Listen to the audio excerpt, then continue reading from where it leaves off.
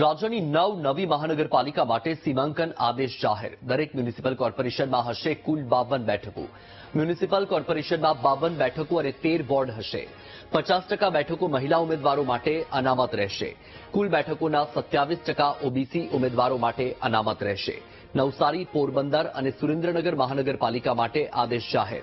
વાપી, મહેસાણા અને આણંદ મહાનગરપાલિકા માટે આદેશ જાહેર કરાયો છે. આ સાથે જ ગાંધીધામ, મોરબી અને નડિયાદ મહાનગરપાલિકાનો પણ સમાવેશ છે. 1 જાન્યુઆરીએ નવી મહાનગરપાલિકાની રચનાને મંજૂરી અપાઈ હતી. વધુ માહિતી મેળવીશું. સંવાદદાતા મેહુલ ફોન લાઈન પર છે.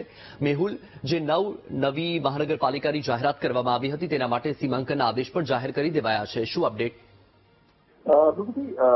વાત કરવામાં આવે તો નવ મહાનગરપાલિકાઓ જે છે તેની રચના થઈ છે. આ પહેલા તેનું રોટેશન જે છે તે જાહેર કરવામાં આવ્યું હતું અને હવે તમામ જે મહાનગરપાલિકાઓ જે નવી બની છે તેની સીમાંકન અને તેની અંદર જે બેઠકો છે તેની જાહેરાત જે છે તે સરકાર દ્વારા કરી દેવામાં આવી છે. 52 બેઠકો જે છે દરેક મહાનગરપાલિકાની અંદર હશે, જેની અંદર 50% બેઠકો, કારણ કે સ્થાનિક સ્વરાજની અંદર નિયમ છે કે 50% બેઠકો મહિલા ઉમેદવારો હશે, એટલે 50% બેઠકો મહિલા અનામત હશે. કુલ બેઠકોના 27% ઓબીસી અનામત જે છે તે હશે, કારણ કે થોડા સમય પહેલા જ આ 27% ઓબીસી અનામત જે છે તે જાહેર કરવામાં આવી છે. મ્યુનિસિપલ કોર્પોરેશનની અંદર 52 બેઠકો હશે અને 13 વોર્ડ જે છે તે હશે.